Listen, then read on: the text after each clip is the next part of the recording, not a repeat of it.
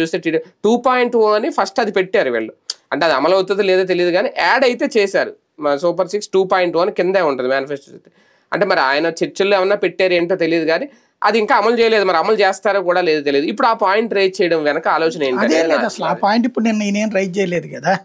నిన్న దాంట్లో అది రైజ్ చేయలేదు కానీ 25 years మీరు అన్నట్టు ఇప్పుడు చంద్రబాబు నాయుడు రాకముందు ఫ్యూచర్ ఉంది జనాలకి, చంద్రబాబు వచ్చాక ఫ్యూచర్ ఉంది.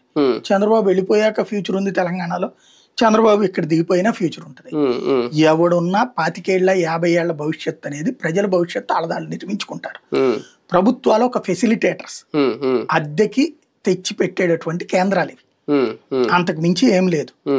ఇక్కడ మనం ప్రభుత్వాలు 2 కోణాలు ఉంటుంది.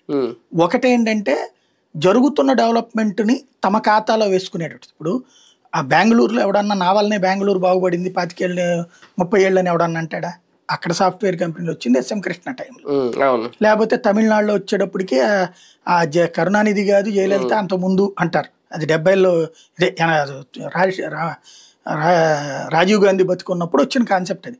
Y2K ప్రాబ్లం వచ్చినప్పుడు కంప్యూటర్ ఇన్స్టిట్యూట్స్ అని ఇక్కడ బాగా హైప్ వచ్చినాయి. అప్పుడు ఆ టైంని సద్వినియోగం చేసుకున్నటువంటిది అది. ఎందుకంటే అప్పుడు 1999 నుంచి 2000 మారేటప్పుడు అది కంప్యూటర్లో వాళ్ళకి మార్చుకోవడం కుదరక నెక్స్ట్ ఈ మొత్తం డేటా ఎగిరిపోయే పరిస్థితి వచ్చినప్పుడు మన దగ్గరికి బిగిన్ అయిన సిస్టమ్ అది. అక్కడ బాగా పికప్ అయింది అనమాట. ఆ టైం సద్వినియోగం చేసుకున్నారు.